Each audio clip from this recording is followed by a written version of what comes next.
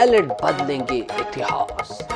क्या पायलट बदलेंगे इतिहास? प्रश्नवाचक चिन्ह भी है, क्योंकि पिछली बार भारतीय जनता पार्टी ने सभी सीटें उड़ा दी थी लोकसभा की। छत्तीसगढ़ कांग्रेस प्रभारी सचिन पायलट गुरुवार दोपहर रायपुर स्थित कांग्रेस मुख्यालय राजीव भवन पहुंचे हैं नई चुनौती से बेड़ा पार कराने। यहां पर ढोल नगाड़ों और फूल मालाओं से उनका स्वागत किया गया। इससे पहले एयरपोर्ट पर मंत्रोच्चार के साथ उनके स्वागत में नेता भी मौजूद थे। पायलट ने कहा कि लोकसभा चुनाव के लिए हैं तैयार, हम दोगुनी ताकत से वापसी करेंगे, संगठन को दुरुस्त और कार्यकर्ताओं को चुनावी मैदान में उतारेंगे। छत्तीसगढ़ कांग्रेस का प्रभारी बनने के बाद ये उनका पहला दौरा है। एयरपोर्ट पर दीपक बैज, चरणदास महंत के साथ कांग्रेस के तमाम नेता मौजूद रहे।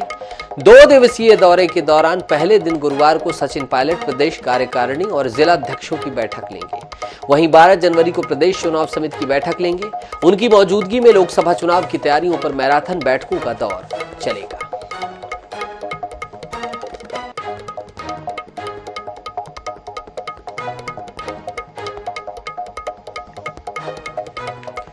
तो सचिन पायलट रायपुर पहुंच गए हैं नई जिम्मेदारी, नई तैयारी के साथ। सुनिए सचिन पायलट को सबसे पहले कि रायपुर की धरती पर पहुंचकर उन्होंने क्या कहा है।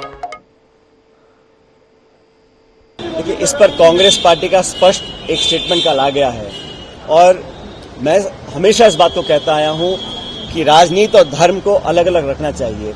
ये बात भी सही है कि धर्म के आड़ में अगर राजनीति हो रही है उसको कोई स्वीकार नहीं करेगा। हम चर्चा करना चाहते हैं मुद्दों पर, जनता के मुद्दों के ऊपर, विकास के, आर्थिक उद्योग के, निवेश के, शिक्षा, चिकित्सा, उद्योग, रोजगार, इस पर चर्चा करने को भाजपा तैयार नहीं है।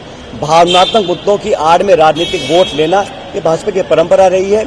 और जहां तक मंदिर में जाने का सवाल है, ये आस्था का विषय है, कोई कभी भी जा सकता है। मुझे कब तिरुपति जाना है, कब वैष्णो देवी जाना है, कब अयोध्या जाना है, मेरे मन की बात है। जब मेरा मन करेगा मैं जाऊंगा।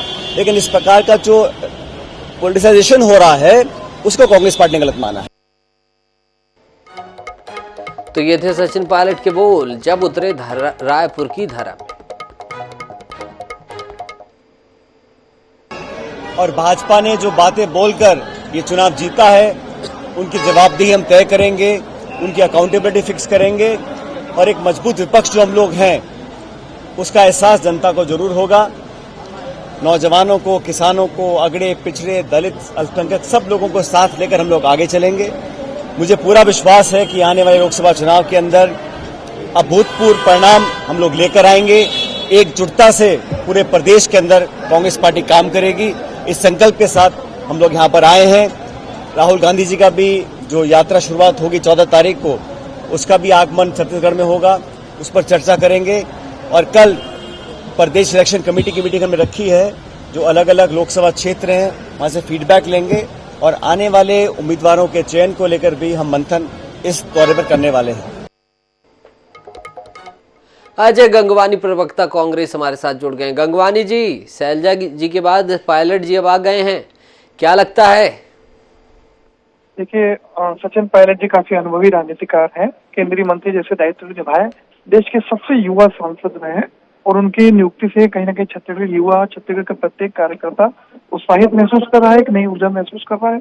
आने वाले लोकसभा चुनाव के लिए कांग्रेस पार्टी एक पूरा ब्लूप्रिंट, एक रोड मैप, एक पूरी कार्ययोजना लेके चल रहा है और काफी नए उद्देश्यों को लेकर एक नई ऊर्जा के साथ लड़ने की तैयारी कर रहे हैं। और हमें पूरा विश्वास है कि छत्तीसगढ़ की जनता हमें भरपूर सहयोग, आशीर्वाद देगी, जिसका नतीजा आने वाले लोकसभा चुनाव में हमको मिलेगा। जी गंगवानी जी, जिन 22 विधायकों की टिकट काटी गई थी उसमें से 10 जो नाराज थे, जिन्होंने बैठक की थी जायसवाल जी के यहाँ, तो क्या लगता है कि जो अब नाराज हैं उनको भी बात होगी? क्योंकि शैलजा जी को तो ठीक है नए दायित्व तो दे दिया गया, अब पायलट जी आए हैं, तो क्या अब रूठों को मनाकर लोकसभा चुनाव को भी निकाला जा सकता है? देखिए, महत्वपूर्ण ये है कि कांग्रेस पार्टी में एक लोकतांत्रिक प्रक्रिया का पालन किया जाता है। प्रत्येक व्यक्ति को अपनी बातों को मंथन करने का, गहन चिंतन के बाद एक अधिकार मिलता है कि वो खुल के अपने मंच पे बात कह सकता है और ये मूलभूत अंतर है कांग्रेस पार्टी। आप जुड़िएगा, रुकिएगा, के.एस. चौहान जी जुड़ गए हैं, उनको भी ले लेते हैं आपके साथ विमर्श में। के.एस. चौहान जी, बहुत बहुत स्वागत है। धन्यवाद। भयभीत तो नहीं हो गए आप? सचिन पायलट जी जैसा युवा चेहरा आ गया है। गंगवानी जी हमारे साथ जुड़े हुए हैं, उनका कहना है कि अब संगठन में नई चुस्ती दुरुस्ती मजबूती आएगी। महोदय, इसमें ये कहावत बहुत ज्यादा फिट होती है कि बंदा सुस्त और गवाह चुस्त। जहां पर छत्तीसगढ़ के पूरे कार्यकर्ता, जनप्रतिनिधि पूरी मूर्छित अवस्था में है, वहां पर एक बाहर का इंसान, बाहर का गवाह आके उसको हिला रहा है। चौहान साहब, जब आपके बाहर के ओपी माथुर जी आए थे तो उन्होंने आके आपकी पार्टी को वापस से सरकार दिलाई। अब भूलिए मत चौहान साहब। अरे सुन तो लीजिए, वो ओपी माथुर जी यूपी के भी प्रभारी थे और यूपी के माथुर जी राजस्थान के ही हैं। दिलचस्प है, राजस्थान वर्सेस राजस्थान प्रभारी आ गए दोनों जगह। महोदय, मेरी बात तो रखने दीजिए कि क्या फर्क है ओपी चौधरी और इनमें, ये भी तो बात रखने दीजिए। ये भी यूपी में अपना प्रियंका गांधी जी के साथ एकदम पीछे पिछलग्गू करके लगे हुए थे। पूरी यूपी की जो चुनाव है उसमें लगे हुए थे। लेकिन यूपी में क्या रिजल्ट आया? 2% इनको वोट ऑफ शेयरिंग मिला और 2 सीट में ये लोग चमट कर रह गए। वहीं ओम माथुर जी भी प्रभारी थे, जो यूपी में फिर से भारतीय जनता पार्टी की सरकार बनाने में उनका प्रमुख योगदान रहा। ठीक है, गंगवानी जी से जवाब ले लेते हैं। चौहान साहब, गंगवानी जी। देखिए, मेरे मित्र चौहान जी कह रहे हैं कि बाहरी व्यक्ति की नियुक्ति है।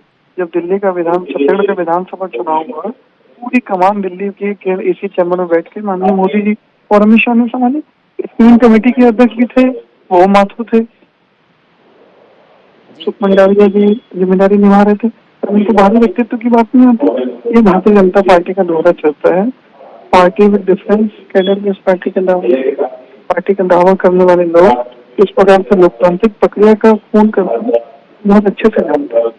तो ये जो है उनकी कली खुल चुकी है। तो गंगवानी जी कह रहे हैं तैयार हम, और केएस चौहान जी कह रहे हैं अब तो जीत गए हैं, आ जाओ। चलिए, दोनों ने अपनी बात बेबाकी से रखी, दोनों ने अपनी पार्टियों का मत रखा। उसके लिए आपका बहुत बहुत शुक्रिया NS 24/7 करता है गंगवानी जी, चौहान साहब। और तो ये सब कुछ सियासत चल रही है छत्तीसगढ़ में। PCC दफ्तर सचिन पायलट पहुंच गए हैं, जोश भर दिया उन्होंने अपने कार्यकर्ताओं में। बहरहाल नतीजे देखना होगा कि क्या होता है।